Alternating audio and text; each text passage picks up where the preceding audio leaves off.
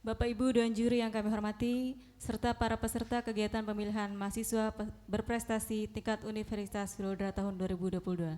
Selanjutnya, kita akan panggil peserta nomor urut 8 untuk melakukan pemaparan makalah program studi ilmu pemerintahan atas nama M. Khalid Prabowo. Nomor urut 8 dipersilahkan.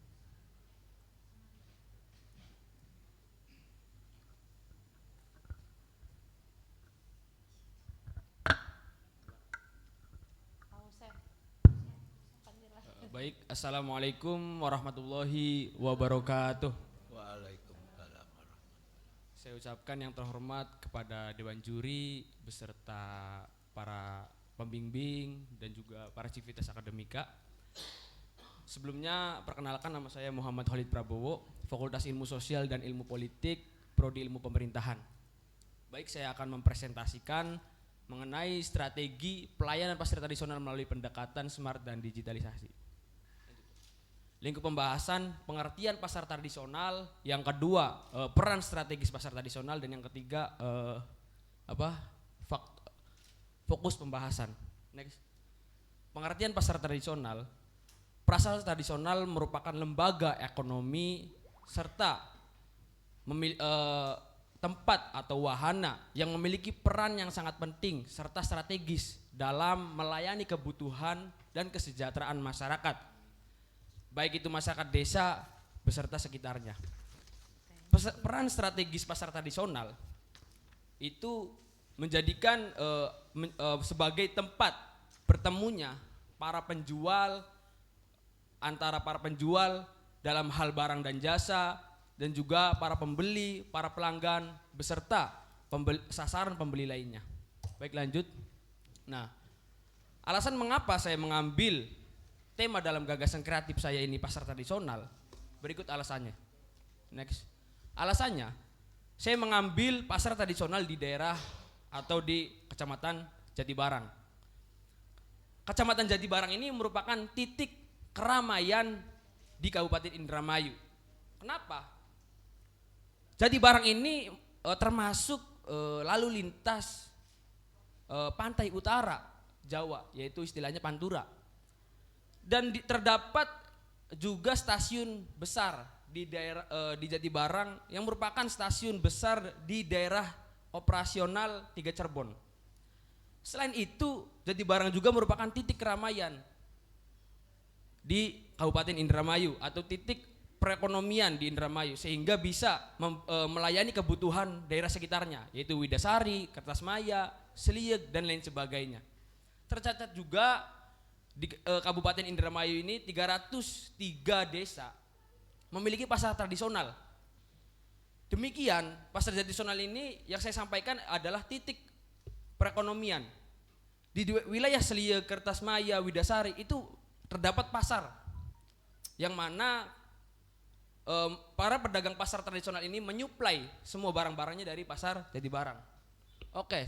Untuk melanjutkan analisis saya memakai kerangka teori. Yang pertama dari Coviolo, Milley and Marcolin, bahwasanya digital marketing ialah pemakaian internet serta teknologi interaktif dalam menghubungkan antara industri dan juga para konsumen yang telah teridentifikasi. Dr. Mansur Fakih juga menyampaikan bahwasanya diciptakannya teknologi ataupun mesin itu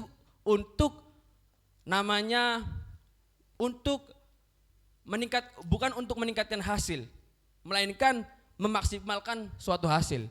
Konsep pengembangan pasar tradisional menurut Mujianti Daelisan, beliau menyampaikan bahwa adanya perkembangan ekonomi, adanya istilah globalisasi itu merupakan tuntutan logis karena dipicu oleh pertumbuhan teknologi informasi. Wijaksono juga menyampaikan bahwa ada perbandingan antara pasar tradisional dan juga penjualan online. Penjualan online, toko yang pertama 24 jam dapat diakses lebih mudah. Yang kedua, untuk membuka toko online itu lebih relatif murah dalam hal biaya ataupun modal. Dan yang ketiga, biaya operasional pasar tradisional itu relatif mahal. Next. kebutuhan dalam memberdayakan pedagang pada pasar tradisional. Hasil daripada wawancara saya ataupun observasi saya langsung dalam lapangan, saya mewawancarai 10 pedagang pasar tradisional. Bahwasanya dalam kurun waktu dari tahun 2016 sampai saat ini itu tidak ada perkembangan. Mengapa demikian? Karena ada istilah tadi, online shop, ada Shopee, Lazada dan lain sebagainya. Ini yang menjadi permasalahan. Seperti itu. Sehingga hal demikian di poin kedua saya sampaikan, kebijakan pemerintah mengenai bantuan modal UMKM itu kurang tepat guna untuk memecahkan masalah para pedagang pasar tradisional. Yang saya ajukan bagaimana?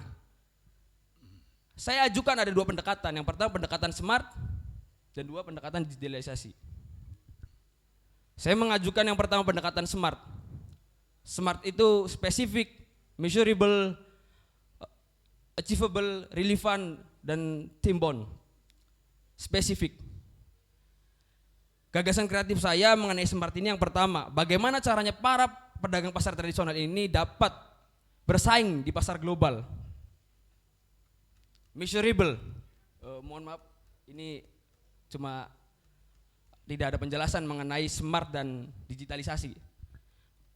Jadi measurable ini bagaimana tujuan ini dapat terukur oleh para pedagang pasar tradisional.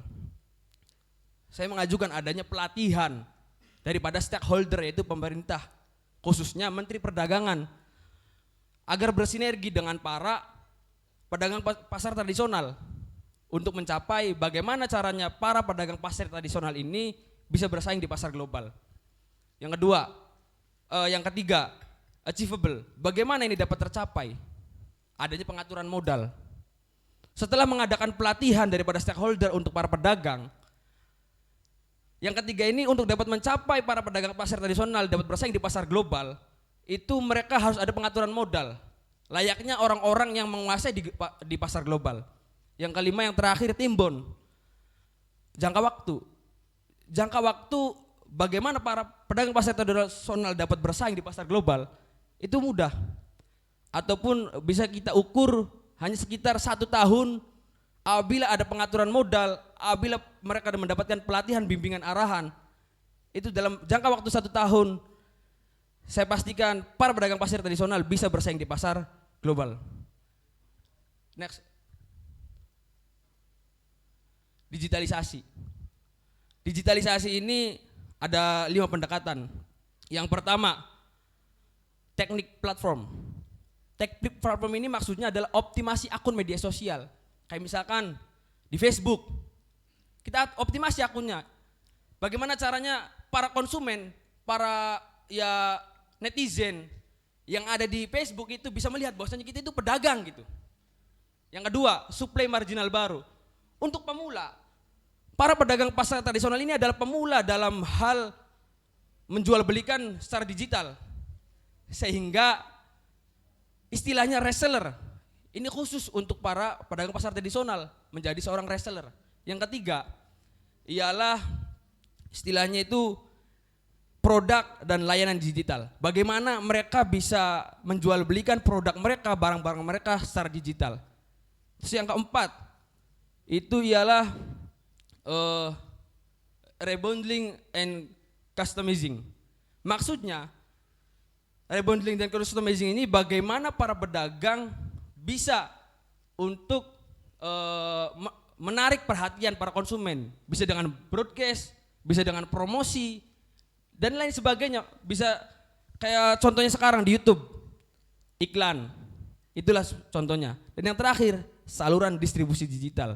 Maksudnya saluran distribusi digital ini bagaimana para pedagang pasar tradisional setelah memahami bagaimana berjualan secara online, mereka bisa memberikan website untuk memudahkan aset para konsumen bukan hanya secara lokal melainkan secara global. Seperti itu. Nah, untuk identifikasi penjabaran kerjanya bagaimana? Yang pertama itu para stakeholder pemerintah, mahasiswa, Dan di desa Sejati Barang itu terdapat Karang Taruna. Bagaimana Karang Taruna dan mahasiswa ini dapat bekerja sama untuk menyelenggarakan suatu acara pelatihan yang difasilitasi langsung oleh pemerintah. Sehingga para pedagang pasar tradisional ini diwadahi bagaimana caranya memahami atau beradaptasi dengan lingkungan. Bagaimana caranya mereka bisa berdagangan secara online. Seperti itu. Sehingga selanjutnya untuk rencana kerja ke depan tadi bagaimana para mahasiswa dan Karang Taruna ini dapat menjadi seorang panitia dalam menyelenggarakan acara yang diwadahi atau yang difasilitasi oleh pemerintah, yang mana sasaran kegiatan tersebut untuk para penjual pedagang pasar tradisional khususnya di daerah Jati Barang. Maaf waktunya habis. Ya demikian dari saya. Billahi taufiq wal hidayah. Wassalamualaikum warahmatullahi wabarakatuh. Kami persilakan kepada dan juri yang pertama yaitu Bapak Insinyur Yudi Mahmud MP untuk memberikan komentar.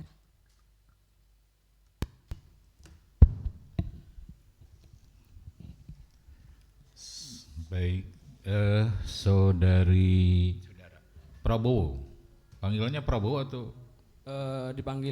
Umumnya dipanggil Bobo.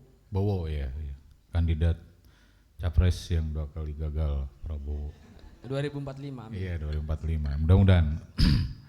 Baik, pertanyaan pertama saya adalah di judul kan ada strategi ya. Biasanya kalau untuk menentukan strategi itu pakai apa? Analisa apa tuh? Saya untuk menentukan strategi tadi memakai pendekatan digital, pendekatan Enggak, smart. langkah biasanya. Oh langkah penyebaran kerjanya itu. Iya, teknisnya menggunakan apa tuh? Teknis. Analisis apa itu? Kalau untuk menentukan strateginya ini. Ini kan strategi pelayanan ya. Oke, itu menggunakan analisis apa? Analisis digital. Tadi yang saya udah jelaskan optimasi. Metodenya. Metode untuk menentukan strategi itu. Kan ada analisis apa itu? Sehingga muncul, oh ini strategi pelayanan, strategi pengembangan, strategi pemasaran gitu kan ya. Apa tuh, menggunakan apa? Strategi. Analisa, SWOT, pernah dengar SWOT? Oh iya Pak. Ya itu untuk menentukan strategi. Satu itu ya. Ini yang tulisan Anda cukup banyak ini, sehingga membuat saya kadang-kadang membacanya jadi agak sulit mengerti maksudnya itu kemana arahnya itu ya, satu itu.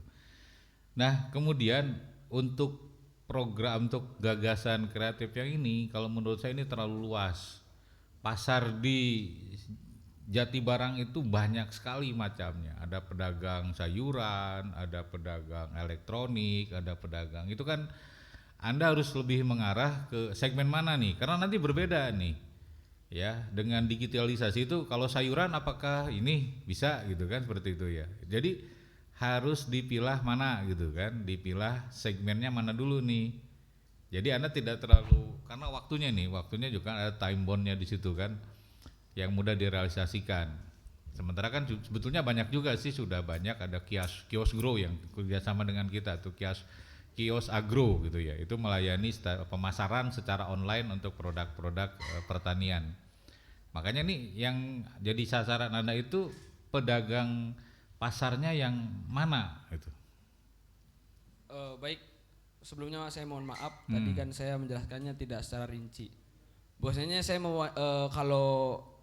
saya bukan hanya mewawancarai para pedagang, namun saya mewawancarai para konsumen juga, Pak. Jadi para konsumen ini selain daripada mereka membeli sayur mayur, bahan makanan, itu mereka masih membeli di pasar tradisional, kayak di Barang kan ada sayur mayur. Ya enggak, ini kan kaitannya ke judul deh, Kalau strategi pelayanan berarti kan pelayanan dari penjual dong, tidak mungkin dari konsumen.